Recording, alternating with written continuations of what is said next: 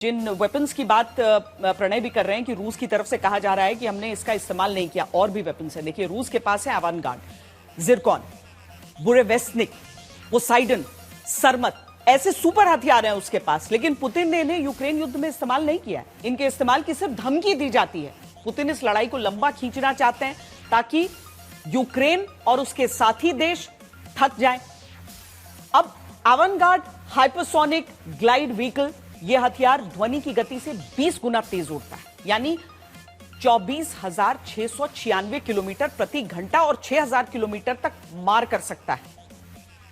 अब 9M730 बुरेवेस्निक, यह परमाणु संचालित क्रूज मिसाइल है जो हजारों किलोमीटर तक उड़ सकती है। इसे फ्लाइंग चेर्नोबिल भी कहा जाता है क्योंकि यह रेडियो धर्मी हो सकता है, रेडियो एक्टिव हो सकता है।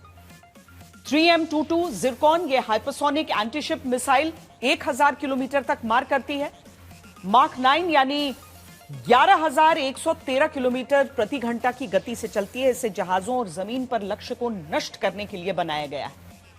KH-47M2 किंजल, ये हाइपरसोनिक बैलिस्टिक मिसाइल हवाई जहाज से लॉन्च होती है। ये 2000 किलोमीटर तक मार कर सकती है।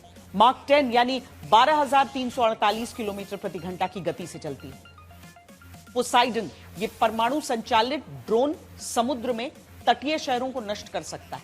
यह 10,000 किलोमीटर तक जा सकता है। परमाणु विस्फोट से सुनामी पैदा कर सकता है। इस्तेमाल तीसरा विश्व युद्ध शुरू करवा सकता है जो किसी के भी हक में नहीं है। इसीलिए पिछले साल पुतिन ने कहा कि परमाणु हथियारों का कोई सैन्य लाभ नहीं है। यह बात रूस पर यूक्रेन के ड्रोन हमले से सही साबित होती है। लोगों को समझ नहीं आ रहा कि रूस के जिस S-400 ने भारत पर पाकिस्तान के किए सभी हमलों को नाकाम कर दिया, तो फिर रूसी सेना से कहां चूक हो गई। इस सवाल का जवाब यह है कि ऑपरेशन सिंदूर में भारत केवल रूसी S-400 पर निर्भर नहीं था।